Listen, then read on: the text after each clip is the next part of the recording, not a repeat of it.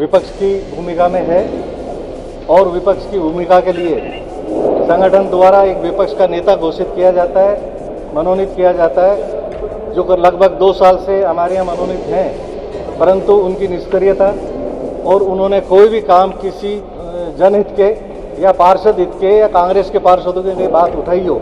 आप देखिए, अजमेर नगर निगम प्रशासन हर जगह ठेके दे रहा है।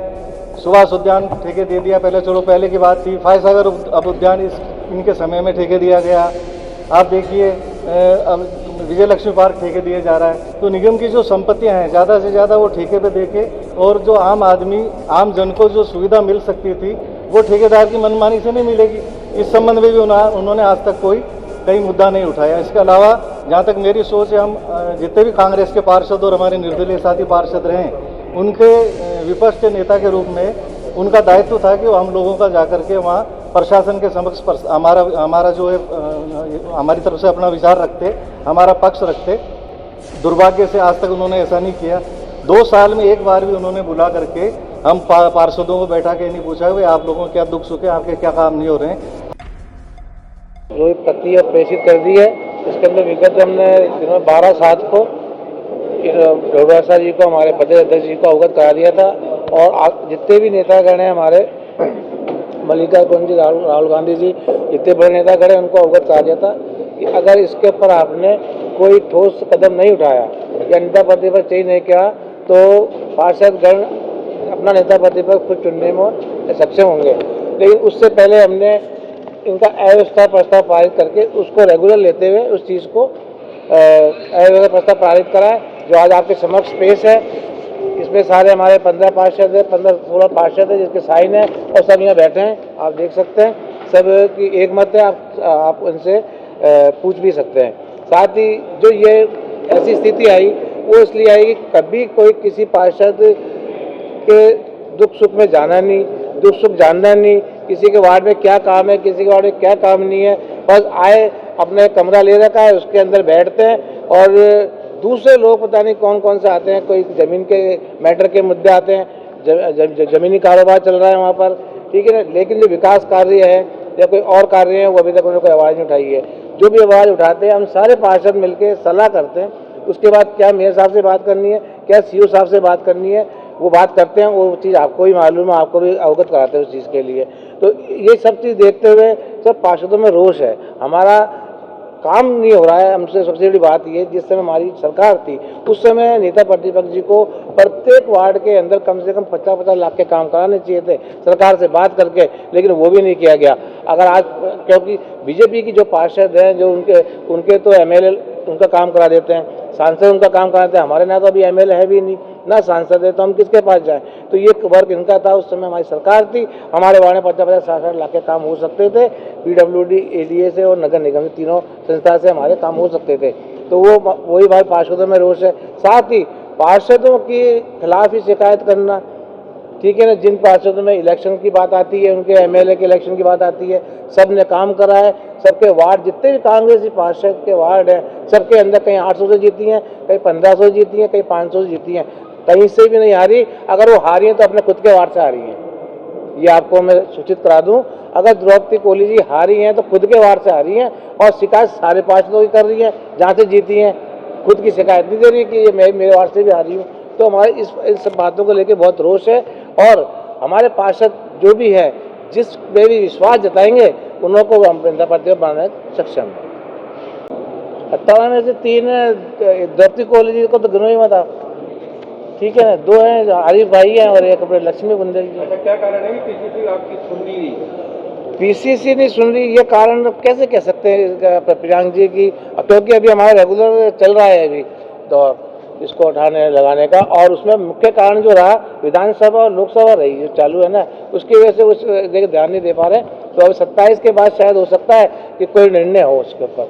27 के खत्म हो जाएगी, 27-28 तक कुछ करेंगे, जयपुर जाएंगे, एक बार मिलेंगे, ये मांगे आपको समझ पेश करेंगे। ये रिपोर्ट सिंगल मांग है, नेता पद हटाया जाए। प्रतिपक्ष पद बनते ही द्रौपदी जी अगले दिन से ही जो आप आज बात कर रहे हैं, वो तब से ही लगातार विरोध जारी है। तो इतना लंबा समय हो गया, विधानसभा चुनाव हो गए, लोकसभा चुनाव हो गए, नहीं, कारण रहे ना भाई। पहली बात तो हमने जो धरने वरने दिए तो उसमें शामिल नहीं हुई, और हमने इनकी शिकायतें आपको दी ना, 5 कौन सी दी थी पहले दी थी अपन ने, जो नेता प्रतिपक्ष हटाने के लिए पहले भी हमने जिम्मेदारी पूरी ली थी।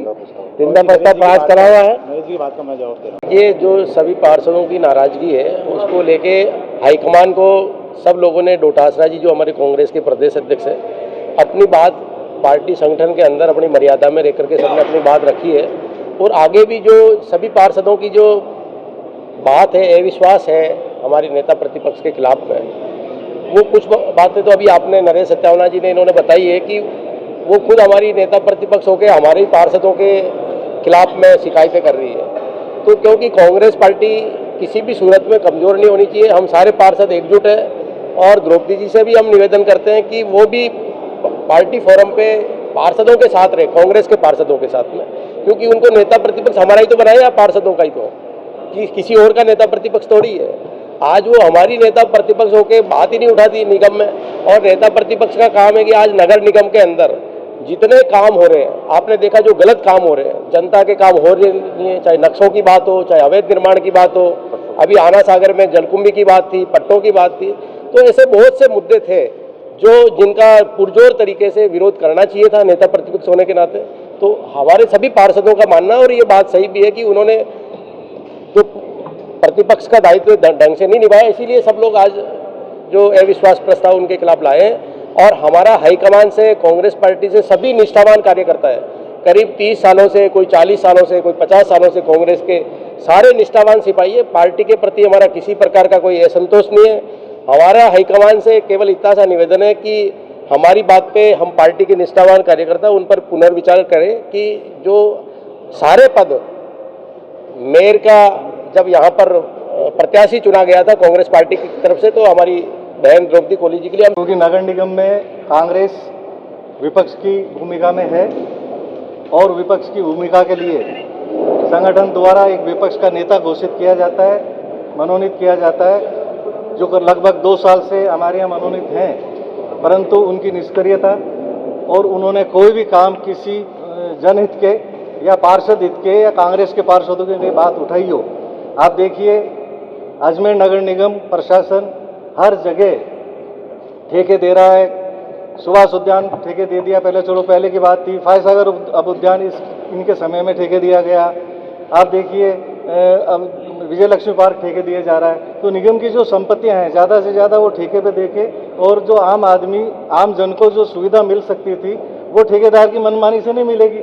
इस संबंध में भी उन्होंने आज तक कई मुद्दा नहीं उठाया। इसके अलावा जहाँ तक मेरी सोच है, हम जितने भी कांग्रेस के पार्षद और हमारे निर्दलीय साथी पार्षद रहे, उनके विपक्ष के नेता के रूप में उनका दायित्व था कि वो हम लोगों का जाकर के वहाँ प्रशासन के समक्ष हमारा जो है हमारी तरफ से अपना विचार रखते, हमारा पक्ष रखते। दुर्भाग्य से आज तक उन्होंने ऐसा नहीं किया। 2 साल में एक बार भी उन्होंने बुला करके हम पार्षदों को बैठा के नहीं पूछा कि आप लोगों के क्या दुख सुख है, आपके क्या काम नहीं हो रहे हैं। हर पार्षद अपने वार्ड में किसी न किसी रूप में काम जो हो रहा है उसके लिए तरसते परेशान है। तो इस सब की स्थिति जो संगठन ने दिया, सर माथे पे दिया, हमने उनको निभाया, लेकिन अब अति हो चुकी है और सभी हम लोगों ने मिलकर तय किया है कि अब हम किसी निश्चित रूप से उनके स्थान पे किसी और का संगठन मनोनयन करें। तो कम से कम अजमेर निगम में जो आपका विपक्ष का जो रोल है वो कम से कम सामने दिखे, और हम जो है पार्षद उसकी तरह कांग्रेस के पार्षद पूरा उसमें भागीदारी निभा सकें। आप देखिए एक विपक्ष के नेता का लेटर पैड होता है, उसमें हमारे सभी 18-20 पार्षदों की ताकत होती है। हम हमारा लेटर लिखते आए, प्रशासन तवज्जो नहीं देता।